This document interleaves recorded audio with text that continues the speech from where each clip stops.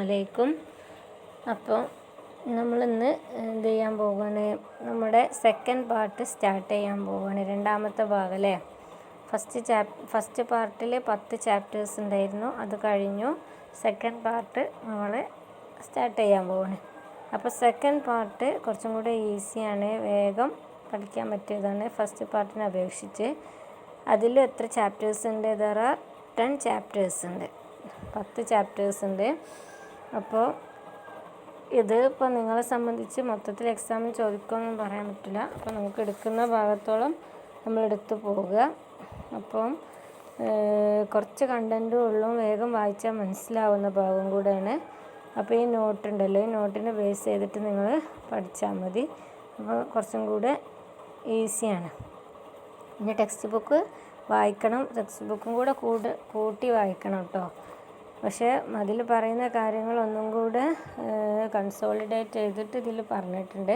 അപ്പോൾ നമുക്ക് പഠിക്കാൻ ഈസി ആയിരിക്കും. അപ്പോൾ അതിൻ്റെ chapter number 1 political theory and introduction. അതാണ് പൊളിറ്റിക്കൽ തിയറി. അപ്പോൾ നമ്മൾ പൊളിറ്റിക്സ് എന്നുള്ള ഭാഗമാണല്ലോ, പൊളിറ്റിക്സ് എന്നുള്ള ആ ഒരു ഇതിൽ എന്താണ് പൊളിറ്റിക്കൽ തിയറി, അതിൻ്റെ കാര്യങ്ങളൊക്കെയാണ് ഇവിടെ പറയാൻ പോകുന്നത്. അപ്പോൾ ഇനി വാട്ട് ഈസ് പൊളിറ്റിക്സ്, ഇതാണ് ഫസ്റ്റ് അതിൽ പറയുന്ന ഭാഗം. എന്താണ് പൊളിറ്റിക്സ് എന്നാണ്. There are different answers for this question. Simply we can say that it is a kind of public service അല്ലേ. നമുക്ക് ഓരോരുത്തർക്കും അതിന് ഡിഫറെൻ്റ് ആയിട്ടുള്ള ഡെഫിനിഷൻ കൊടുക്കാം. ഇതിലില്ലാത്ത ഡെഫിനിഷൻ ഇപ്പോൾ നിങ്ങൾക്ക് നിങ്ങളുടേതായിട്ട് ഉണ്ടാക്കാം. അപ്പോൾ നമുക്ക് അതിനെ ഒറ്റ വാക്കിൽ എന്ത് പറയാം? It is A kind of public service. ഇതൊരു എന്താണ്, സാമൂഹിക സേവനം അല്ലെങ്കിൽ പൊതുസേവനമാണെന്നൊക്കെ പറയാം.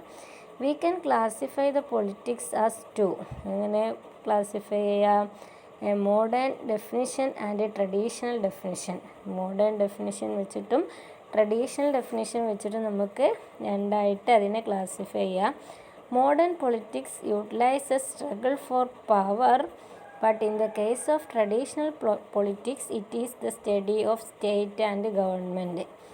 അപ്പോൾ നമ്മൾ അനുഭവിക്കുന്ന പോലെ തന്നെ ഇവരിതിൻ്റെ ഡെഫിനിഷൻ പറഞ്ഞിട്ടുള്ളത് എന്താണ്?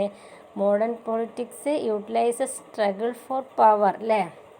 സ്ട്രഗിൾ ഫോർ പവർ, അവരുടെ പവർ അല്ലെങ്കിൽ അവരുടെ അധികാരം നിലനിർത്താനുള്ള ഒരു സ്ട്രഗിളായിട്ടാണ് ശരിക്കും ആധുനിക രാഷ്ട്രീയത്തിൽ നമ്മൾ കാണുന്നത്. കാരണം എലക്ഷനിലും അത്രയും മത്സരങ്ങളും ക്യാമ്പയിനുകളും അങ്ങനെ കുറേ ഇതുപോലെ തന്നെ വോട്ട് കിട്ടാൻ വേണ്ടിയിട്ടുള്ള ഇൻറ്റേർണലായിട്ടുള്ള പല കളികളും ഒക്കെ നമുക്കറിയാം. അപ്പോൾ അതിന് അവരെന്താ ചെയ്യുന്നത്? സ്ട്രഗിൾ ചെയ്യാൻ വേണ്ടിയിട്ട്, അവരുടെ എക്സിസ്റ്റൻസിന് വേണ്ടി അല്ലെങ്കിൽ അവരുടെ പവർ അവിടെ എസ്റ്റാബ്ലിഷ് ചെയ്യാൻ വേണ്ടിയിട്ട് എന്ത് ചെയ്യുക? സ്ട്രഗിൾ ചെയ്യണേ.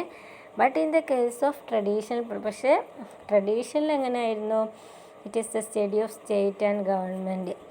അപ്പോൾ അതെന്താ? Study of state and government, സ്റ്റേറ്റിനെ കുറിച്ചും അതുപോലെ തന്നെ ഗവൺമെൻറ് സിസ്റ്റത്തെ കുറിച്ചിട്ടുള്ള ഒരു പഠനമായിരുന്നു.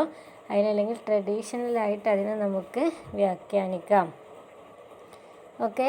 ഇനി നെക്സ്റ്റ് ഗവൺമെൻറ് അല്ലേ. ഈ പൊളിറ്റിക്സ് എന്നുള്ള ഒരു ഇതിന്ന് പിന്നെ എന്ത് ചെയ്യുന്നുണ്ട്? ഗവൺമെൻറ് എന്ന കൺസെപ്റ്റ് ഫോം ചെയ്യുന്നുണ്ട്. A government is politically organized group. Government is essential to protect peace and security of a nation അല്ലേ. ഇപ്പോൾ ഗവൺമെൻറ് എന്ന് പറഞ്ഞാൽ പൊളിറ്റിക്കലി ഓർഗനൈസ്ഡ് ഗ്രൂപ്പ് അല്ലേ. ഇപ്പോൾ നമ്മുടെ LDF ഗവൺമെൻറ് ആണെങ്കിലും UDF ഗവൺമെൻറ് ആണെങ്കിലും BJP ഗവൺമെൻറ് ആണെങ്കിലും അവരൊക്കെ നോക്കുമ്പോൾ അവർക്കൊരു പൊളിറ്റിക്കൽ ഐഡൻറ്റിറ്റി ഉണ്ട്. ആ പൊളിറ്റിക്കൽ ഐഡൻറ്റിറ്റി അല്ലെങ്കിൽ പൊളിറ്റിക്കലായിട്ട് ഓർഗനൈസ് ചെയ്തിട്ട് ഒരു ഗ്രൂപ്പാണ് എന്ത് പറയുന്നത്? ഗവൺമെൻറ് എന്ന് പറയുന്നത്. അവരാണ് എന്ത് ചെയ്യുന്നത്? സ്റ്റേറ്റിനെ റൂൾ ചെയ്യുന്നത് അല്ലെങ്കിൽ രാജ്യത്തെ അല്ലെങ്കിൽ സംസ്ഥാനങ്ങളൊക്കെ എന്ത് ചെയ്യുന്നത്? ഭരിക്കുന്നത്. അപ്പോൾ പൊളിറ്റിക്കലി ഓർഗനൈസ്ഡ് ഗ്രൂപ്പാണ് എന്ത്? ഗവൺമെൻറ് എന്ന് പറയുന്നത്. Government is essential to protect peace and security of nation. നമുക്കറിയാം, എന്ത് തന്നെ പറഞ്ഞാലും ഒരു ഗവൺമെൻറ്റാണ് എന്ത് ശരിക്കും പറഞ്ഞാൽ എന്താണ് ഒരു രാജ്യത്ത് പീസും അതുപോലെ തന്നെ സെക്യൂരിറ്റിയൊക്കെ പ്രൊവൈഡ് ചെയ്യുന്ന ബേസിക് ആയിട്ടുള്ള factor. Government determine our economic, foreign and educational policy which are needed to fulfil our needs. അപ്പോൾ ഗവൺമെൻറ് എന്ത് തീരുമാനിക്കുന്നത്? ഗവൺമെൻറ് തീരുമാനിക്കുന്നത് നമ്മുടെ എഡ്യൂക്കേഷണൽ പോളിസി അല്ലേ, നമ്മളുടെ educational policy, economic policy, foreign policy, നമ്മുടെ വിദ്യാഭ്യാസപരമായിട്ടുള്ള നയങ്ങൾ ഏത് രൂപത്തിലായിരിക്കണം വിദ്യാഭ്യാസം, രാജ്യത്തെ എന്താ പറയുക പോസിറ്റീവായ രീതിയിൽ അല്ലെങ്കിൽ എംപവർ ചെയ്യുന്ന രീതിയിലുള്ള ഒരു എഡ്യൂക്കേഷണൽ പോളിസി വേണം. അതുപോലെ തന്നെ എക്കണോമിക്കൽ പോളിസി, ബാക്ക്വേർഡായിട്ട് അല്ല പോവേണ്ടത്, നമുക്ക് ഫോർവേഡിലേക്കാണ് പോകുന്നത്. ഡെവലപ്പിംഗ് കൺട്രി ആയിട്ടുള്ള ഇന്ത്യയെ ഒരു ഡെവലപ്ഡ് കൺട്രി ആക്കി മാറ്റണമെങ്കിൽ എന്താണ് നല്ലൊരു എക്കണോമിക് പോളിസി അവിടെ ആവശ്യമാണ്. അതുപോലെ തന്നെ ഫോറിൻ പോളിസി, വിദേശ രാജ്യങ്ങളുമായിട്ടുള്ള സമാധാനപരമായിട്ടും സാമ്പത്തികപരമായിട്ടും എന്താണ് ട്രഡീഷണലായിട്ടുള്ള കാര്യങ്ങളിലൊക്കെ എന്ത് വേണം, അവർക്ക് അവരുടേതായിട്ടുള്ള ഒരു ഗവൺമെൻറ് അവരുടേതായിട്ടുള്ള ഫോറിൻ പോളിസി വേണം. Which are needed to fulfil our needs അല്ലേ, നമ്മുടെ ആവശ്യങ്ങൾ ഫുൾഫിൽ ചെയ്യാൻ വേണ്ടിയിട്ട് ഇത്തരം കാര്യങ്ങളിലൊക്കെ ഗവൺമെൻറ്റിന് എന്തുണ്ട്, പ്രധാനപ്പെട്ട റോളുണ്ട്. For what we are studying political theory. അപ്പോൾ എന്തിനു വേണ്ടിയിട്ടാണ് നമ്മൾ പൊളിറ്റിക്കൽ തിയറി സ്റ്റഡി ചെയ്യുന്നത്? ടെക്സ്റ്റ് ബുക്കിലൊക്കെ ഉള്ള ടോപ്പിക് തന്നെയാണ്. അപ്പോൾ ഈ പോയിൻ്റ് ഷോർട്ടായിട്ട് അവിടെ പറഞ്ഞിട്ടുള്ളത് നിങ്ങൾ എക്സ്പ്ലെയിൻ ചെയ്തിട്ട് എന്ത് ചെയ്യണം, എക്സ്പ്ലെയിൻ ചെയ്ത ഡെഫിനിഷൻസ്, അതിൻ്റെ കുറച്ചും കൂടെയുള്ള എക്സ്പ്ലനേഷൻ, അത് സിമ്പിളാണ്, വായിച്ചാൽ മനസ്സിലാവുക ഏതൊരാൾക്കും. ടെക്സ്റ്റ് ബുക്കിലുണ്ട്, ഒന്ന് വായിച്ചു നോക്കും ഇതിൻ്റെ കൂടെ തന്നെ. For what we studying political theory, എന്തിന് വേണ്ടിയിട്ടാണ്, അല്ലെങ്കിൽ what is the essentiality of studying political theory പഠിക്കുന്നതിൻ്റെ ആവശ്യകത എന്താണ്. ഓക്കെ, അതിൽ ഒന്നാമത്തെ പറയുന്നത് to study about state and government. ഇതിനെ കുറിച്ചിട്ടാണ്, സ്റ്റേറ്റിനെ കുറിച്ചിട്ടും അതുപോലെ തന്നെ ഗവൺമെൻറ്റിനെ കുറിച്ചിട്ടും എന്ത് ചെയ്യാൻ, സ്റ്റഡി ചെയ്യാൻ വേണ്ടിയിട്ട്. അപ്പോൾ നമ്മൾ പൊളിറ്റിക്സ് പഠിക്കുന്നു എക്സാമിന് മാർക്ക് കിട്ടലല്ല നമ്മുടെ എന്ത് ചെയ്യുന്നത് മെയിനായിട്ടുള്ള ലക്ഷ്യം, അൾട്ടിമേറ്റ് ലക്ഷ്യം. ആ ഒരു ബേസിക് ആയിട്ടുള്ള കൺസെപ്റ്റ് ഓരോ കാര്യങ്ങൾ നമ്മൾ പഠിച്ചിട്ട് എന്ത് ചെയ്യണം, നമുക്ക് നമ്മുടേതായിട്ടുള്ള ഒരു വ്യൂ അല്ലെങ്കിൽ ഒരു ഐഡിയ ഉണ്ടാക്കണം. ഒരു രാജ്യത്തിൽ എന്തൊക്കെ കാര്യങ്ങൾ പൊളിറ്റിക്സുമായി ബന്ധപ്പെട്ട് എന്തെല്ലാം കാര്യങ്ങൾ വേണം, എന്തെല്ലാം കാര്യങ്ങൾ എസെൻഷ്യലാണ്, ആ ഒരു പൊളിറ്റിക്കൽ തിയറിയുടെ ബേസിലാണോ സ്റ്റേറ്റ് വർക്ക് ചെയ്യുന്നത്. അതുപോലെ തന്നെ ഗവൺമെൻറ്റ്സിൻ്റെ റൂൾസും റെഗുലേഷൻസും ഒക്കെ ജനങ്ങൾക്ക് ഉപകാരപ്രദമാവുന്ന രീതിയിലാണോ മുന്നോട്ട് പോകുന്നത്. അതൊക്കെ വെറുതെ ഒരു സാധാരണക്കാരൻ്റെ വ്യൂവിൽ നോക്കാതെ പൊളിറ്റിക്കൽ തിയറി ഡീപ്പായിട്ട് പഠിച്ച് അല്ലെങ്കിൽ അതിൻ്റെ എല്ലാ ഫാക്ടേഴ്സും എല്ലാ കോണുകളിലേക്കും ഇറങ്ങിച്ചെന്ന് നന്നായി ഡീറ്റെയിൽ പഠിച്ച ആൾക്ക് എന്ത് ചെയ്യാൻ പറ്റുള്ളൂ, അത് വിലയിരുത്താൻ പറ്റുള്ളൂ. നമുക്കറിയാം ഇപ്പോൾ നടക്കുന്ന കണ്ടംപററി ആയിട്ടുള്ള പല ഇഷ്യൂകളും നമ്മൾ എന്ത് ചെയ്യുന്നുണ്ട്, ന്യൂസ് പേപ്പേഴ്സിലും ഒക്കെ വായിക്കുന്നുണ്ട്. അപ്പോൾ ചില ആളുകളുടെ വ്യൂ, പൊളിറ്റിക്കലുമായിട്ട് ബന്ധപ്പെട്ട് ചില ആളുകളുടെ വ്യൂ നമുക്ക് എന്ത് ചെയ്യും, പെട്ടെന്ന് കേട്ടാൽ മനസ്സിലാവില്ല. പക്ഷെ അത് വളരെയധികം യാഥാർത്ഥ്യമുള്ള റിയാലിറ്റി ആയിട്ടുള്ള കൺസെപ്റ്റ് ആയിരിക്കും. കാരണം അവരത്രത്തോളം ഈ തിയറിയിൽ അവഗാഹം ഉള്ളവരായിരിക്കും. അതുകൊണ്ടാണ് അവർക്ക് അങ്ങനെ പറയാൻ പോകുന്നത്. അപ്പോൾ ഒന്നാമത്തെ ആവശ്യകത എന്താണ് പൊളിറ്റിക്കൽ തിയറി പഠിക്കുന്നതിൻ്റെ? To study about state and government. Next എന്തിന് അബൌട്ട് ഹ്യൂമൻ മനുഷ്യനെ കുറിച്ചിട്ട് പഠിക്കാൻ വേണ്ടിയിട്ട്. മനുഷ്യനെ കുറിച്ചിട്ട് പഠിക്കാമെന്ന് വെച്ചിട്ടുണ്ടെങ്കിൽ നമ്മൾ ബയോളജി പഠിക്കുന്ന പോലെ അതിൻ്റെ അനാട്ടമി ഫിസിയോളജി പഠിക്കലല്ല അവിടെ ഉദ്ദേശിച്ചത്.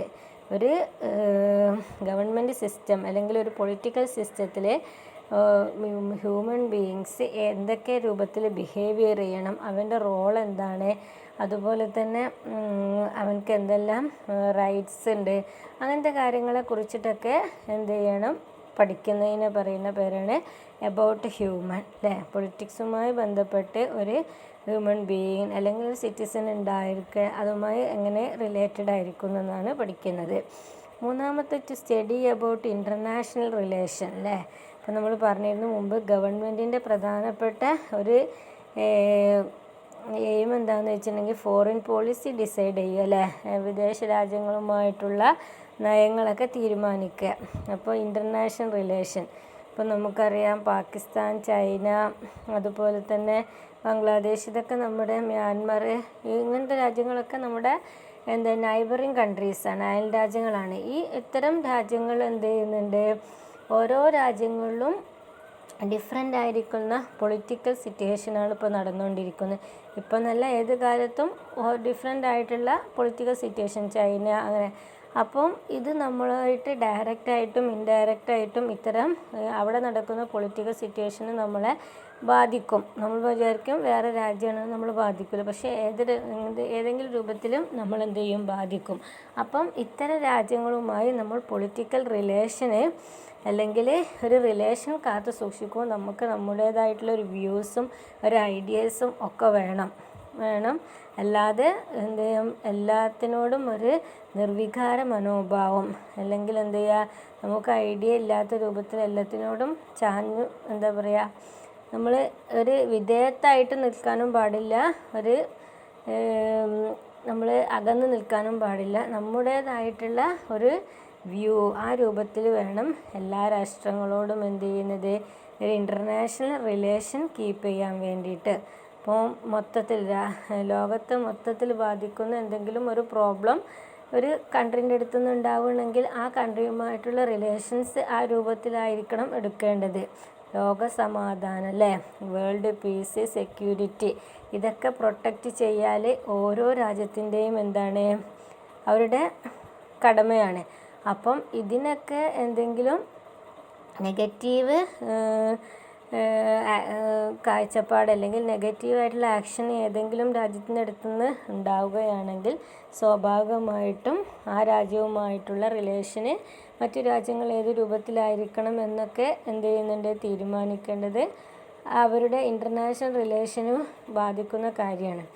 അപ്പം അത് ഓരോന്നും ഉദാഹരണമായിട്ട് എടുത്ത് പറയുന്നില്ല. നമുക്കിപ്പോൾ കുറേ ഇൻ്റർനാഷണലായിട്ടുള്ള പ്രോബ്ലംസ് അറിയാം. അതുമായിട്ട് ഇങ്ങനെ സഹകരിക്കുന്നതോ നിസ്സഹകരിക്കുന്നതൊക്കെ ഓരോ രാജ്യം എങ്ങനെയാണെന്നറിയാം. ഫോർ എക്സാമ്പിൾ ഇപ്പം മ്യാൻമറിൽ മിലിറ്ററി ആയിട്ടുള്ള അട്ടിമറി നടക്കുന്ന ഒരു സമയമാണ്. ഭയങ്കരമായിട്ടുള്ള ഹ്യൂമൻ ബീയിങ്സിന് ഭയങ്കര ഹസാർഡ്സൊക്കെ വരുത്തിക്കൊണ്ടിരിക്കുന്ന അല്ലെങ്കിൽ ഭയങ്കര പ്രോബ്ലമാറ്റിക് ആയിട്ടുള്ള സിറ്റുവേഷനാണ്. അപ്പോൾ ഇന്ത്യ എന്ത് നിലപാടെടുക്കുന്നു, അതൊക്കെ എന്താണ് പ്രധാനപ്പെട്ട ഒരു കാര്യമാണ്. ഇപ്പോൾ ഇൻ്റർനാഷണൽ റിലേഷൻ അതുമായി ബന്ധപ്പെട്ടിരിക്കുന്നു. Next, encourages us to examine our ideas and feelings.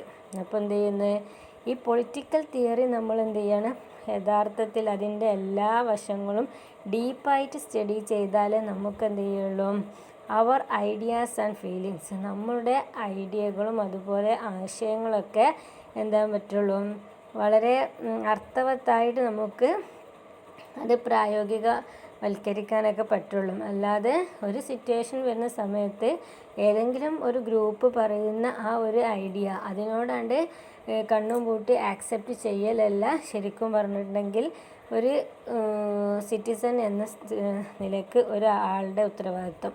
അത് നമ്മൾ എന്ത് ചെയ്യുക, നമ്മുടേതായ കോണിൽ അല്ലെങ്കിൽ വ്യൂവിൽ നമ്മൾ സ്റ്റഡി ചെയ്ത് എന്ത് ചെയ്യണം, നമ്മുടെ ഐഡിയാസും നമ്മുടെ ഫീലിങ്സൊക്കെ എന്ത് ചെയ്യണം, ആ ഒരു കൺസെപ്റ്റിനോട് അല്ലെങ്കിൽ ആ ഒരു പ്രത്യേക ഇഷ്യൂവിനോട് നമ്മളുടേതായിട്ട് ഉണ്ടാവണം. അപ്പോൾ അതൊക്കെ എന്ത് ചെയ്യും, പൊളിറ്റിക്കൽ തിയറി പഠിച്ചാൽ അല്ലെങ്കിൽ പൊളിറ്റിക്സ് എന്തിൻ്റെ അർത്ഥത്തിൽ പഠിച്ചാലേ നമുക്ക് മനസ്സിലാവുള്ളൂ. Next to polish out opinion and arguments. ഇപ്പോൾ നേരത്തെ പറഞ്ഞതിൻ്റെ കണ്ടിന്യൂഷനാണ്. പോളിഷ് ചെയ്യണം, polish out opinion and arguments. Polish ചെയ്യണം, അതായത് നമ്മളിപ്പം ഒരു 4ാം ക്ലാസ് സ്റ്റുഡൻസ് അല്ലെങ്കിൽ ഒരു LP ക്ലാസ് സ്റ്റുഡൻസിൻ്റെ ഒപ്പീനിയൻ ആയിരിക്കില്ല ഒരു ഹൈസ്കൂൾ സ്റ്റുഡൻസിൻ്റെ ഭാഗത്തു നിന്നുണ്ടാകുന്ന ഒരു ഒപ്പീനിയൻ ഏതെങ്കിലും ഒരു പ്രത്യേക കാഴ്ചപ്പാടിനോട്. ഫോർ എക്സാമ്പിൾ, ഇപ്പോൾ ഏറ്റവും നമ്മൾ പറയുന്ന ഒരു ഇഷ്യൂ ആണ് എന്ത് ചെയ്യുന്നത്, ഡൽഹിയിൽ ഓക്സിജൻ്റെ ആ ഒരു ക്രൈസിസ്. അപ്പം അതിനെക്കുറിച്ച് ഒരു 4th സ്റ്റാൻഡേർഡ് സ്റ്റുഡൻറ്റിനോട് ചോദിക്കുമ്പോൾ അവർക്കൊരു ഒപ്പീനിയൻ ഉണ്ട്. ആ സെയിം കൺസെപ്റ്റിനോട് ഒരു 10th സ്റ്റാൻഡേർഡ് സ്റ്റുഡൻറ്റിനോട് ചോദിക്കുമ്പോൾ അവർക്ക് എന്ത് ചെയ്യുന്നുണ്ട്, വേറൊരു കൺസെപ്റ്റ് ഉണ്ട്. അപ്പോൾ ശരിക്കും ആ ഒരു 10th സ്റ്റാൻഡേർഡ് അല്ലെങ്കിൽ ആ ലെവലിലേക്ക് എത്തുന്ന സമയത്ത് നമുക്ക് എന്ത് ചെയ്യും, കുറച്ചും കൂടെ അതിൽ ആ ഒരു കാര്യത്തിൽ ഊന്നിയിട്ടുള്ള അല്ലെങ്കിൽ ഒരു മീനിങ് ഫുൾ ആയിട്ടുള്ള ഒരു ഐഡിയ വരും. അപ്പോൾ എന്ത് ചെയ്യുന്നത്, അവിടെ കുറച്ചും കൂടെ കാര്യങ്ങൾ ആ കുട്ടി ഗ്രഹിച്ചിട്ടുണ്ട്. അപ്പോൾ പോളിഷ് ചെയ്തിട്ടുള്ള ഒരു ഐഡിയ ആണ്. അതുപോലെ ആയിരിക്കണം എന്ത് ചെയ്യുന്നത്, നമ്മൾ എന്ത് ചെയ്യണം, നമ്മൾ ഐഡിയകൾ വരേണ്ടത്. അപ്പോൾ അതിനെന്ത് വേണം, അത്തരം പോളിഷ് ചെയ്ത ഐഡിയകൾ വരണമെങ്കിൽ നമ്മൾ സ്വാഭാവികമായിട്ടും we should study the political theory or politics. നമ്മൾ എന്ത് ചെയ്യണം, പൊളിറ്റിക്കൽ തിയറി തീർച്ചയായിട്ടും പഠിക്കണം. Next, make aware about adult franchise. Make aware about adult franchise. നമുക്കറിയാം universal adult franchise. Every citizen of 18 years age should participate in the election process അല്ലേ. അതിനാണ് universal adult franchise. പ്രായപൂർത്തി, വോട്ടവകാശം. 18 വയസ്സ് പൂർത്തിയാകുന്ന ഏതൊരു പൗരനും എന്ത് ചെയ്യാം, ഇലക്ഷനിൽ പാർട്ടിസിപ്പേറ്റ് ചെയ്യാൻ, ഇലക്ഷന് വോട്ട് ചെയ്യാനുള്ള അവകാശമുണ്ട്. അതിനാണ് അഡൽട്ട് ഫ്രാഞ്ചൈസി. അപ്പോൾ അതിനെ പറ്റിയിട്ട് എന്ത് ചെയ്യണം, അവെയർ ആവണം. അപ്പോൾ നമ്മൾ ഇലക്ഷന് സമയത്തൊക്കെ ചില ആളുകൾ ചിലപ്പോഴൊക്കെ നമ്മൾ പറയുന്നത് കേട്ടിട്ടുണ്ടാവും, എന്തിനാ വോട്ട് ചെയ്തിട്ട് കാര്യം, ഒരു പാർട്ടിക്കും വോട്ട് ചെയ്തിട്ട് കാര്യമില്ല, വെറുതെ അവിടെ പോകേണ്ട ആവശ്യമില്ല, അങ്ങനെ ആ രൂപത്തിലുള്ള കൺസെപ്റ്റില്ല. ശരിക്കും പറഞ്ഞാൽ ഒരു ഡെമോക്രാറ്റിക് ആയിട്ടുള്ളൊരു കൺട്രിയിൽ ജീവിക്കുന്ന നമ്മൾ എന്ത് ചെയ്യണം, ഇതിലെന്ത് ചെയ്യണം, എന്തായാലും എന്തെങ്കിലും പാർട്ടിസിപ്പേറ്റ് ചെയ്തിട്ട് നമ്മുടെ വ്യൂ എന്താണ് അല്ലെങ്കിൽ നമ്മുടെ ആ കാഴ്ചപ്പാട് എന്താണ് എന്നുള്ളത് അറിയിക്കണം. എങ്കിൽ മാത്രമേ എന്ത് ചെയ്യുള്ളൂ, ഇപ്പോൾ തുടർന്നുകൊണ്ടിരിക്കുന്ന ഭരണം അവസാനിപ്പിക്കണമെങ്കിലും അല്ലെങ്കിൽ ആ തുടർന്നുകൊണ്ടിരിക്കുന്ന ഭരണം തന്നെ കണ്ടിന്യൂ ചെയ്യണമെന്നുണ്ടെങ്കിലും അതാരാ ഡിസൈഡ് ചെയ്യുന്നത്, ഇവിടുത്തെ ജനങ്ങളാണല്ലോ. അപ്പോൾ നമ്മൾ എന്ത് ചെയ്യണം, ഇതിൽ പാർട്ടിസിപ്പേറ്റ് ചെയ്താലേ മനസ്സിലാവും. അപ്പോൾ അതിനെപ്പറ്റി അവെയർ ആവണം. ഇതൊക്കെയാണ് പൊളിറ്റിക്കൽ തിയറി സ്റ്റഡി ചെയ്യുന്നതിൻ്റെ essentiality. Next, what is political theory. അപ്പോൾ പൊളിറ്റിക്സ് എന്താണ്, ഗവൺമെൻറ് എന്താണ് ഒക്കെ നമ്മൾ നോക്കി. ഇനി പൊളിറ്റിക്കൽ തിയറി എന്താണ്. Political theory, political theory is the study of important theories like freedom, equality, social justice, rights, citizenship, nationalism, secularism, peace and development. അപ്പോൾ ഇതിൽ പറയുന്ന ഓരോ സാധനങ്ങളുണ്ടല്ലോ, ഫ്രീഡം, ഈക്വാലിറ്റി, അങ്ങനെ പറയുന്ന ഓരോ സാധനങ്ങളും അതൊക്കെ നമുക്ക് ഇനി എന്ത് ചെയ്യുന്നുണ്ട്, ഓരോ ചാപ്റ്ററായിട്ട് ഇവിടുന്ന് പഠിക്കാറുണ്ട്. അപ്പോൾ ഇത്തരം കാര്യങ്ങളെ, അതായത് ഒരു പൊളിറ്റിക്സിൽ നമ്മൾ നോക്കുന്ന സമയത്ത് പൊളിറ്റിക്സിൽ കാണുന്ന ഡിഫറെൻ്റ് ആയിട്ടുള്ള ഫാക്ടേഴ്സാണ് എന്ത്, ഫ്രീഡം, സ്വാതന്ത്ര്യം, ഈക്വാലിറ്റി അല്ലേ, തുല്യമായിട്ടുള്ള നീതി, സോഷ്യൽ ജസ്റ്റിസ്, സാമൂഹിക നീതി, റൈറ്റ്സ്, അവകാശങ്ങൾ, സിറ്റിസൺഷിപ്പ്, പൗരത്വം, അതുപോലെ തന്നെ നാഷണലിസം, ദേശീയത എന്ന് പറഞ്ഞാൽ നമ്മൾ ഇന്ത്യക്കാരാണ്, എൻ്റെ രാജ്യം ഇന്ത്യയാണ്, ആ ഒരു കൺസെപ്റ്റ് ഉണ്ടല്ലോ, അതിനാണ് നാഷണലിസം. അതുപോലെ തന്നെ സെക്യുലറിസം എന്ന് പറഞ്ഞാൽ മതേതരത്വ സ്വഭാവം, ഒരു മതങ്ങൾക്കും പെർട്ടിക്കുലർ ആയിട്ടുള്ള പ്രിഫറൻസ് കൊടുക്കാതെ ഓൾ റിലീജിയൻസ് ഈക്വൽ ഇമ്പോർട്ടൻസ് കൊടുക്കുന്ന ഒരു കൺസെപ്റ്റാണ് secularism. Next, peace and development, സമാധാനവും അതുപോലെ തന്നെ രാജ്യത്തിൻ്റെ മൊത്തത്തിലുള്ള വികസനം. ഇത്തരം ഫാക്ടേഴ്സിനെ കുറിച്ചിട്ടുള്ള സ്റ്റഡീനെ പറയുന്ന പേരാണെന്ത്, പൊളിറ്റിക്കൽ തിയറി. അപ്പോൾ political theory is the study of important theories like freedom, equality, social justice, citizenship, nationalism, secularism, peace and development. ഡെഫിനേഷനൊക്കെ പഠിക്കണം കേട്ടോ, ഇത് ഇമ്പോർട്ടൻ്റ് ആണ്. Next, aim of political theory. Political theory പഠിക്കുന്നതിൻ്റെ എയിം, ലക്ഷ്യം. ഇപ്പം നേരത്തെ നമ്മൾ പഠിച്ചിട്ടുണ്ടെങ്കിൽ എന്തിനു വേണ്ടിയിട്ടാണ് പൊളിറ്റിക്കൽ തിയറി നമ്മൾ പഠിക്കുന്നത്. ഇനി നെക്സ്റ്റ്, പൊളിറ്റിക്കൽ തിയറി പഠിക്കുന്നതിൻ്റെ aim. The aim of political theory is to enable the citizen to think and analyze about contemporary political issue. അത് നമുക്ക് എല്ലാവർക്കും അറിയുന്നതാണ്. എന്താണിപ്പോൾ ഇതിൻ്റെ മെയിനായിട്ടുള്ള ഒരു ലക്ഷ്യം എന്ന് ചോദിച്ചിട്ടുണ്ടെങ്കിൽ എന്താണ്, ഒരു സിറ്റിസനെ എന്തിന് എനേബിൾ ആക്കുക, എന്തിന് പ്രാപ്തനാക്കുക? To think and analyse about contemporary political issues. നമ്മുടെ രാജ്യത്തെ അല്ലെങ്കിൽ നമ്മുടെ നാട്ടിൽ നടന്നുകൊണ്ടിരിക്കുന്ന ആനുകാലികമായിട്ടുള്ള രാഷ്ട്രീയമായിട്ടുള്ള സംഭവ വികാസങ്ങളെക്കുറിച്ച് ഒരു പൗരൻ ബോധവാനായിരിക്കാൻ വേണ്ടിയാണ് നമ്മൾ എന്ത് ചെയ്യുന്നത്? പൊളിറ്റിക്കൽ തിയറി പഠിക്കുന്നത്. അപ്പോൾ നമ്മളറിയാം, അപ്പോൾ ഫോർ എക്സാമ്പിൾ കൊറോണ അതിൻ്റെ വാക്സിൻ അല്ലേ, അപ്പോൾ എല്ലാവരും കേട്ട് വരുന്ന ആ വാക്സിൻ്റെ ക്ഷാമം, അതിൻ്റെ കാര്യങ്ങളൊക്കെ നമ്മൾ കേട്ടിരുന്നു. അപ്പോൾ അതിനെന്തുണ്ടാവും? ഒരു പൊളിറ്റിക്കൽ തിയറി അതിൻ്റെ ബാക്കിലുണ്ടാവും. വെറുതെ എന്ത് ചെയ്യുന്നില്ല, അത് ഒരു ക്ഷാമമല്ല, പൊളിറ്റിക്കൽ തിയറി ഉണ്ടാവും. അപ്പോൾ അത് എന്താണ്? അത് ശരിക്കും അനലൈസ് ചെയ്യണമെങ്കിൽ അത് ശരിക്കും ആ പൊളിറ്റിക്കൽ തിയറി പഠിച്ച ആൾക്ക് മാത്രമുള്ള ആ കണ്ടംപററി ഇഷ്യൂ ശരിക്കും അനലൈസ് ചെയ്യാൻ പറ്റുള്ളൂ. അതുപോലെ എന്തുകൊണ്ടാണ് ഓക്സിജൻ ക്ഷാമം ഡൽഹിക്ക് ഇത്രത്തോളം അനുഭവപ്പെടാൻ കാരണം?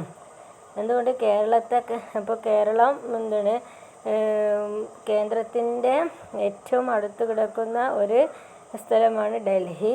എല്ലാ ഓഫീസുകളും കേന്ദ്രവുമായി റിലേറ്റഡ് എല്ലാ കാര്യങ്ങളും നിൽക്കുന്ന ഡൽഹിയിലാണ്. എന്നിട്ടും നരേന്ദ്രമോദിയുടെ ഏറ്റവും അടുത്തുള്ള ഭരണസിരാ കേന്ദ്രത്തിൽ ആയിട്ട് പോലും എന്തുകൊണ്ട് ഡൽഹിക്ക് ഇങ്ങനെ സംഭവിച്ചു? മറ്റു സംസ്ഥാനങ്ങളിൽ UP അതുപോലെ തന്നെ ഉള്ള സംസ്ഥാനങ്ങളൊന്നും ഇങ്ങനെ സംഭവിച്ചില്ല. എന്തുകൊണ്ട്? അതിനും വ്യക്തമായിട്ടുണ്ട് ഒരു പൊളിറ്റിക്കലായിട്ടുള്ള കാരണം അവിടെ ഉണ്ട്. അപ്പോൾ ആ പൊളിറ്റിക്കൽ ഇഷ്യൂ നമ്മൾ എന്ത് ചെയ്യണം? ഇഷ്യൂ നമ്മൾ അനലൈസ് ചെയ്യുന്ന സമയത്ത് അതിന് പിറകിൽ കൃത്യമായിട്ടുള്ളൊരു പൊളിറ്റിക്കൽ തിയറി ഉണ്ടാവും. അപ്പോൾ ഇതാര് മനസ്സിലാക്കണം? എനേബിൾ ദ സിറ്റിസൻസിന് മനസ്സിലാക്കാൻ സാധിക്കണം. അതാണ് പൊളിറ്റിക്കൽ തിയറിയുടെ ഉദ്ദേശം. പിന്നെ അതുപോലെ തന്നെ ഇപ്പോൾ പെട്രോളിയം പ്രൊഡക്ട്സിൻ്റെ ഒക്കെ പ്രൈസ് വർധന അല്ലേ, ഗ്യാസ് സബ്സിഡി ഇല്ലാതാക്കി, ഇതിനൊക്കെ എല്ലാത്തിനും നമ്മൾ ഓരോ കണ്ടംപററി ഇഷ്യൂ നമ്മൾ അനലൈസ് ചെയ്യുമ്പോഴും അതിൻ്റെ ബാക്കിൽ വ്യക്തമായിട്ടുള്ള പൊളിറ്റിക്കൽ തിയറി ഉണ്ടാകും. ഈ പൊളിറ്റിക്കൽ തിയറി നമ്മൾ ജസ്റ്റ് അത് അവരങ്ങനെ ചെയ്തത് അവരിങ്ങനെ ചെയ്താന്ന് ജസ്റ്റ് പറയുന്നതിനപ്പുറം നമ്മൾ അതിന് ഓരോന്നിനെയും ഇഴക്കീറി അനലൈസ് ചെയ്താൽ അതിൻ്റെ ബാക്കിൽ എന്തുണ്ടാവും? ഒരു പെർട്ടിക്കുലറായിട്ടുള്ള തിയറിയുടെ ബേസിലായിരിക്കും. മനസ്സിലായല്ലോ? അപ്പോൾ ഇതിനു വേണ്ടിയാണ്, അതാണ് പൊളിറ്റിക്കൽ തിയറി സ്റ്റഡി ചെയ്യുന്നതിൻ്റെ പ്രധാനപ്പെട്ട എയിം. മനസ്സിലായല്ലോ? Next, scope of political theory and the relevance of political theory. അപ്പോൾ എന്താണ് സ്കോപ്പ് അല്ലെങ്കിൽ importance of political theory? Political തിയറിയുടെ ഇമ്പോർട്ടൻസ് എന്താണ്? അത് ഒന്നാമത്തത് എന്തിനു വേണ്ടി, അല്ലെങ്കിൽ what do we study political theory? എന്തിനു വേണ്ടിയിട്ടാണ് പൊളിറ്റിക്കൽ തിയറി നമ്മൾ പഠിക്കുന്നത്? അപ്പോൾ അത് നേരത്തെ പറഞ്ഞ കാര്യവുമായിട്ട് നമ്മൾ അതിൻ്റെ മുമ്പ് പറഞ്ഞിരുന്നു. For what we are studying political theory. എന്തിനു വേണ്ടിയാണ് പൊളിറ്റിക്കൽ തിയറി പഠിക്കുന്നത്? അതുതന്നെ ഒന്നും കൂടെ എന്ത് ചെയ്യണേ, ഷോർട്ടാക്കിയിട്ട് ഇവിടെ പറഞ്ഞതെന്നുള്ളൂ. ആ കാര്യങ്ങൾ തന്നെയാണ് ഇവിടെ പറയുന്നത്. ഒന്നാമത്തെ കോൺസ്റ്റിറ്റ്യൂഷൻ ആൻഡ് ഗവൺമെൻറ്. അപ്പോൾ എന്ത് ചെയ്യണം? we are enabled to understand what is mean by constitution and what is mean by government. എന്താണ് ഒരു ഭരണഘടന അല്ലെങ്കിൽ എന്താണ് ഒരു ഗവൺമെൻറ് എന്നത് നമുക്ക് ഡീപ്പായിട്ട് മനസ്സിലാവണമെന്നുണ്ടെങ്കിൽ നമുക്ക് എന്ത് ചെയ്യണം? We should study the political theory. Next, freedom അല്ലേ, നമ്മൾ നേരത്തെ പറഞ്ഞിട്ടുണ്ട്, ഫ്രീഡം പറഞ്ഞിരുന്നു അല്ലേ. Study what is mean by actually the freedom അല്ലേ. Freedom of a citizen, freedom of an individual, different types of freedom ഉണ്ട് നമ്മൾ പഠിച്ചിട്ടുണ്ട്, ഡിഫറെൻറ്റ് ടൈപ്സ് ഓഫ് ഫ്രീഡം. അപ്പോൾ ഓരോ ഫ്രീഡം എന്താണ്, ഓരോ ഫ്രീഡം വയലേറ്റ് ചെയ്യുമ്പോഴുള്ള അതിൻ്റെ റെമഡീസ് എന്താണ്, അങ്ങനെ ഓരോ ഫ്രീഡം എന്തുമായി റിലേറ്റഡ് ആയിട്ടുള്ളതാണ്. അതൊക്കെ നമ്മൾ അതിൻ്റെ വ്യക്തമായിട്ട് മനസ്സിലാകണമെങ്കിൽ നമുക്ക് എന്താണ്, V should study political theory. Next, equality തുല്യത ഉണ്ട്, ജെൻഡർ ഇക്വാലിറ്റി ഒക്കെ, അങ്ങനെ കുറേ ഇക്വാലിറ്റി ഉണ്ട് അല്ലേ. അപ്പോൾ ആ ഇക്വാലിറ്റിയെ കുറിച്ചിട്ടൊക്കെ നമ്മൾ ഓരോരുത്തർക്കും ആ ഇക്വാലിറ്റി വയലേറ്റ് ചെയ്യപ്പെടുന്നത് എപ്പോഴൊക്കെയാണെന്ന് നമുക്ക് മനസ്സിലാവണമെങ്കിൽ എന്താണ് ഇക്വാലിറ്റി എന്ന് ആദ്യം മനസ്സിലാവണം അല്ലേ. നെക്സ്റ്റ്, ജസ്റ്റിസ് നീതി അല്ലേ. ഗവൺമെൻറ്റിൻ്റെ അടുത്ത് നീതി ഉള്ള ജസ്റ്റിസ് ഉണ്ടാവും. അതേപോലെ തന്നെ കോർട്ടിൻ്റെ അടുത്തുള്ള ജസ്റ്റിസ് ഉണ്ടാവും. അതുപോലെ തന്നെ എഡ്യൂക്കേഷൻ ഇൻസ്റ്റിറ്റ്യൂഷനുമായിട്ട് ബന്ധപ്പെട്ടുള്ള ജസ്റ്റിസ് ഉണ്ടാവും. അങ്ങനെ ഓരോ ഡിഫറെൻറ്റ് ജസ്റ്റിസും ഈ നീതി വയലേറ്റ് ചെയ്യപ്പെടുന്ന സമയത്ത് നമ്മൾ ഏത് രൂപത്തിൽ നമ്മൾ അതിനോട് ക്രിയാത്മകമായി പ്രതികരിക്കണം. അതൊക്കെ നമ്മൾക്ക് അതിൻ്റെ അർത്ഥത്തിൽ നമ്മളെല്ലാത്തിനും വിധേയമായിട്ട് എന്ത് ചെയ്യരുത്, നിൽക്കരുത്. നമ്മളതിന് പ്രതികരിക്കണം. ആ പ്രതികരിക്കണമെങ്കിൽ നമുക്ക് എന്ത് വേണം? V should study the political theory. Next, peace and security. Piece and security എന്ന് പറഞ്ഞാൽ ഗവൺമെൻറ്റിൻ്റെ അല്ലെങ്കിൽ സ്റ്റേറ്റിൻ്റെ മൊത്തത്തിലുള്ള പീസും അതുപോലെ തന്നെ സെക്യൂരിറ്റിയെ പറ്റിയിട്ടും എവരി സിറ്റിസൺ എന്തായിരിക്കണം? ബോധേഡ് ആയിരിക്കും. ഷുഡ് ബോധേഡ് അല്ലേ? അപ്പം നമ്മൾ വിചാരിക്കും നമ്മളൊരു ഇൻഡിവിജ്വൽ നമ്മുടെ ഹൗസ്, അതിൻ്റെ നെയ്ബറിങ്, അല്ലെങ്കിൽ അതിൻ്റെ സറൗണ്ടിങ്ങിലെ കാര്യങ്ങൾ മാത്രമേ നമ്മൾ എന്ത് ചെയ്യാൻ പറ്റും, അതിൻ്റെ സെക്യൂരിറ്റി അല്ലെങ്കിൽ അതിൻ്റെ പീസിനെ പറ്റി നമ്മൾ ബോധേഡ് ആയാൽ മതി എന്ന് വിചാരിക്കരുത്. രാജ്യത്തിൻ്റെ മൊത്തത്തിലുള്ള സെക്യൂരിറ്റിയും പീസും പ്രൊട്ടക്റ്റ് ചെയ്യുന്നതിൽ every citizen has its own role. ഓരോ സിറ്റിസനും എന്തുണ്ട്? അവരുടേതായിട്ടുള്ള റോളുണ്ട്. അത് എന്ത് ചെയ്യണം? എല്ലാവരും കീപ്പ് ചെയ്യുന്ന സമയത്ത് എന്ത് ചെയ്യണം? രാജ്യത്തിൻ്റെ മൊത്തത്തിലുള്ള സമാധാനവും സുരക്ഷിതത്വം എന്താവുള്ളൂ, ഉറപ്പുവരുത്തുള്ളൂ.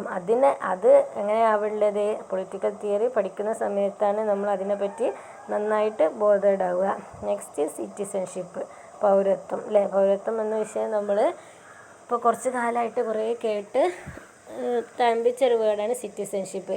എങ്ങനെയാണ്? What are the different method to acquire citizenship? How the citizenship is removed? എങ്ങനെയാണ്, ഏതൊക്കെ മാർഗത്തിലൂടെയാണ് ഒരു വ്യക്തിക്ക് സിറ്റിസൺഷിപ്പ് കിട്ടുക? എന്തെല്ലാം മാർഗത്തിലൂടെ സിറ്റിസൺഷിപ്പ് നഷ്ടപ്പെടും? അങ്ങനത്തെ കാര്യങ്ങളൊക്കെ കോൺസ്റ്റിറ്റ്യൂഷനിൽ വ്യക്തമായിട്ട് പറഞ്ഞിട്ടുണ്ട്. അപ്പോൾ അതിനെ പറ്റിയിട്ടൊക്കെ എന്ത് ചെയ്യണം? ഓരോരുത്തരും ബോധേഡാണ്, സ്റ്റഡി ചെയ്യണം. നെക്സ്റ്റ്, നാഷണലിസം, ദേശീയത. നാഷണലിസം അല്ലേ? നാഷണലിസം, ദേശീയതാ ബോധം. അതായത് നമ്മൾ എവിടെ ചെന്നാലും എന്ത് ചെയ്യണം? വി ആർ ഇന്ത്യൻസ് നല്ല ഒരു ഐഡൻറ്റിറ്റി കാർഡ് നമുക്ക് ഉണ്ടാവില്ലേ? നമ്മൾ കഴുത്തിലിട്ടില്ലെങ്കിലും നമ്മൾ എന്ത് ചെയ്യണം? ഒരു ഐഡൻറ്റിറ്റി പ്രൂഫ് നമുക്കുണ്ടാവും, നാഷണലിസം. അപ്പം നമ്മൾക്ക് വേറെ ഏത് കൺട്രിയിലാണെങ്കിലും നമുക്ക് നമ്മുടെ രാജ്യം എന്നുള്ള ആ ഒരു വികാരം ഉണ്ടാവും. അതാണ് നാഷണലിസം. അമിതമായിട്ടുള്ള നാഷണലിസം അത് നല്ലതാണോ ചീത്തയാണോ എന്നുള്ള വിഷയം വേറെ. പക്ഷേ നാഷണലിസം എന്ന കൺസെപ്റ്റ്, ദേശീയത, അത് എന്താണെന്ന് മനസ്സിലാക്കുക. Next, development. ഡെവലപ്മെൻറ്റ് എന്ന് പറഞ്ഞാൽ എന്താണ്? പുരോഗതി അല്ലേ? ഡെവലപ്മെൻറ്റ് നമുക്കറിയാം, രാജ്യത്തിൻ്റെ ഡെവലപ്മെൻറ്റ് പലതരത്തിലുള്ള ഡെവലപ്മെൻറ്റ് ഉണ്ടാവും. അപ്പം ആ ഡെവലപ്മെൻറ്റിനെ പറ്റിയിട്ട് സ്റ്റഡി ചെയ്യൽ എന്തിലാണ്? പൊളിറ്റിക്കൽ തിയറി നമ്മൾ ശരിക്കും സ്റ്റഡി ചെയ്താലുള്ളൂ ഡെവലപ്മെൻറ്റ് എന്നുള്ള കൺസെപ്റ്റും എന്ത് ചെയ്യുള്ളൂ? യാഥാർത്ഥ്യം ആകുകയുള്ളൂ. Next, secularism. സെക്യുലറിസം എന്ന് പറഞ്ഞാൽ നേരത്തെ പറഞ്ഞു, മതേതരത്വം. All religion give importance to all religion. No preference is given to any one of the religion. എല്ലാ റിലീജിയൻസിനും ഈക്വൽ ഇമ്പോർട്ടൻസ് കൊടുക്കുക. ഒരു മതത്തിനും എന്ത് ചെയ്യില്ല? അമിതമായിട്ടുള്ള പ്രാധാന്യം കൊടുക്കരുത്. ഇതാണ് സെക്യുലറിസം. അപ്പോൾ ഇതൊക്കെ നിങ്ങൾക്ക് ഡിബേറ്റ് നടത്താൻ പറ്റിയ വിഷയങ്ങളാണ്. കാരണം ഇതുപോലെ ഈ സിറ്റിസൺഷിപ്പ് അതുപോലെ തന്നെ സെക്യുലറിസം അതൊക്കെ അതിൻ്റെ യഥാർത്ഥത്തിലുള്ള ഒരു വഴിയിലൂടെ തന്നെയാണോ പോകുന്നത്, അല്ലെങ്കിൽ അതിന് കുറേ മാറ്റങ്ങൾ വന്നിട്ടുണ്ടോ? അതൊക്കെ എന്ത് ചെയ്യണം? നമുക്ക് ഇൻറ്റേർണലായിട്ട് ഡിബേറ്റ് നടത്താൻ പറ്റിയ വിഷയങ്ങളാണ്. അപ്പോൾ ആ ഡിബേറ്റ് നടത്തണമെങ്കിൽ, നമുക്കത് വാദിക്കണമെങ്കിൽ ആദ്യം എന്ത് ചെയ്യണം? നമുക്കതിനെപ്പറ്റി വ്യക്തമായിട്ടുള്ള ഒരു ഐഡിയ. നമ്മൾ ജസ്റ്റ് എല്ലാ മതങ്ങൾക്കും തുല്യ പരിഗണനയാണ് വേണ്ടത്, അല്ലാതെ ഒരു മതത്തിനും പ്രത്യേക പരിഗണന വേണം എന്നുള്ള ആ ജസ്റ്റ് പോയിൻ്റ്, ഇത് എല്ലാവർക്കും അറിയുന്ന പോയിൻ്റാണ്. അത് സെക്യുലറിസം അത് മാത്രം പറഞ്ഞിട്ട് പോയിട്ട് കാര്യമില്ല. പക്ഷേ അതിൻ്റെ ഓരോ പോയിൻറ്റുകളും അങ്ങനെ സംഭവിച്ചില്ലെങ്കിൽ എന്ത് സംഭവിക്കും? ഇന്ത്യയിൽ ഇന്ന് വരെ അങ്ങനെ സെക്യുലറിസത്തിന് ആ ഒരു കൺസെപ്റ്റ് കീപ്പ് ചെയ്യാത്തപ്പോൾ എന്തെല്ലാം പ്രോബ്ലംസ് പല കാലഘട്ടങ്ങളിലായിട്ട് ഉണ്ടായിട്ടുണ്ട്, വേറെ രാജ്യങ്ങളിൽ ഉണ്ടായിട്ടുണ്ട്. ഇനി സെക്യുലറിസം കീപ്പ് ചെയ്യുന്ന പെർഫെക്റ്റായി കീപ്പ് ചെയ്യുന്ന രാജ്യങ്ങൾക്കുണ്ടായ ഡെവലപ്മെൻറ്റൽ ഗ്രാഫ് അതൊക്കെ നമുക്ക് അനലൈസ് ചെയ്യണമെങ്കിൽ എന്ത് ചെയ്യണം? പൊളിറ്റിക്കൽ തിയറി നമ്മൾ നന്നായിട്ട് പഠിക്കണം. Okay, next, rules of law, നിയമം അല്ലേ? നിയമത്തെ പറ്റിയിട്ട് ഓരോ കാര്യങ്ങളെ പറ്റിയിട്ടും എന്ത് ചെയ്യണം, അതിൻ്റെ റൂൾസ് റെഗുലേഷൻസ് നമ്മൾ അറിഞ്ഞിരിക്കണം. രാജ്യം ഓരോ കാര്യത്തിലും, ഇപ്പോൾ ബിസിനസ്സിലായാലും എഡ്യൂക്കേഷനിലായാലും പൊളിറ്റിക്സിലായാലും അതേപോലെ ഓരോ കാര്യങ്ങൾ നോക്കുമ്പോൾ അതിലെന്തുണ്ട്, ഓരോന്നിനും ഓരോ റൂൾസ് റെഗുലേഷൻസ് ഉണ്ട്. അതിനെപ്പറ്റി എന്താണ് ആ ഒരു നിയമ വിദ്യാർത്ഥിക്ക് മാത്രമല്ല ഒരു സിറ്റിസന് അത് ബേസിക് ആയിട്ടുള്ള റൂൾസിനെ പറ്റിയിട്ട് എന്താവണം, ബോധേഡാവണം. എല്ലാ റൂൾസും ഇപ്പോൾ എല്ലാവർക്കും പഠിക്കാൻ പറ്റില്ല, പക്ഷെ എന്ത് ചെയ്യണം, ബേസിക്കായിട്ട് ഒരു വ്യക്തിയെ ബാധിക്കുന്ന റൂൾസും റെഗുലേഷനെ പറ്റിയിട്ട് ഇന്ന കാര്യങ്ങളാണ് അതിന്. കാരണം അങ്ങനെ ആകുമ്പോഴാണ് എന്തെങ്കിലും ഫണ്ടമെൻ്റൽ റൈറ്റ്സോ അല്ലെങ്കിൽ ഡ്യൂട്ടീസോ അങ്ങനത്തെ കാര്യങ്ങൾ ബേസിക്കായിട്ടുള്ള കാര്യങ്ങളൊക്കെ റൈറ്റ്സുകളൊക്കെ വയലേറ്റ് ചെയ്യപ്പെടുമ്പോൾ നമുക്ക് പെട്ടെന്ന് എന്ത് ചെയ്യണം, ഈ ഒരു മാർഗത്തിലൂടെ കോർട്ടിനെ സമീപിച്ചാൽ മതി, അല്ലെങ്കിൽ ഇന്നതാണ് ഇതിൻ്റെ റെമഡിയൽ മെഷേഴ്സ് എന്നൊക്കെ പെട്ടെന്നൊരു സിറ്റിസൺ ബോധേഡ് ആവൽ എന്തിനെ പറ്റിയിട്ടാണ്, he should when he bothered about that റൂൾസിനെ പറ്റി ബോധേഡാണ് സമയത്താണ് നമ്മൾ ആ വഴി എന്ത് ചെയ്യുക, സഞ്ചരിച്ച് അതിന് റെമഡിയൽ മെഷേഴ്സ് കാണുക. അപ്പോൾ അതാണ് scope of political theory, study political theory. Okay, വളരെ ഈസി ആയിട്ടുള്ള ഭാഗങ്ങളാണ് ഇത്. ഓരോ പാർട്ടായിട്ടും വായിക്കുക, ഓരോ ഭാഗങ്ങൾ വായിക്കുക. അതിന് ശേഷം എന്ത് ചെയ്യുക, ടെക്സ്റ്റ് ബുക്കും അതിനോട് യോജിപ്പിച്ചിട്ട് വായിച്ചാൽ എന്ത് ചെയ്യുമെന്ന് അറിയാം, കുറച്ചും കൂടെ നിങ്ങൾക്ക് ഒരു വൈഡായിട്ടുള്ള ഒരു കൺസെപ്റ്റ്, ഒരു ആശയം കിട്ടും. എന്നിട്ട് എന്ത് ചെയ്യുക, ഈ നോട്ട് നിങ്ങളുടെ പൊളിറ്റിക്കൽ തിയറി, പൊളിറ്റിക്കൽ സയൻസിൻ്റെ നോട്ട്ബുക്കിലേക്ക് എഴുതി വെക്കുക കേട്ടോ. കാരണം കുറച്ച് കഴിഞ്ഞാൽ നമ്മൾ ഓഫ്ലൈൻ ക്ലാസ്സിലേക്കൊക്കെ വന്നാൽ നിങ്ങളുടെ ഫോണിലായിരിക്കും ഇത്. അപ്പം പിന്നെ അതൊന്ന് പഠിക്കാൻ ബുദ്ധിമുട്ടായിരിക്കും. അപ്പോൾ നിങ്ങൾ നോട്ടാക്കിയിട്ട് എഴുതിയിട്ട് പഠിക്കുക. Okay, thank you.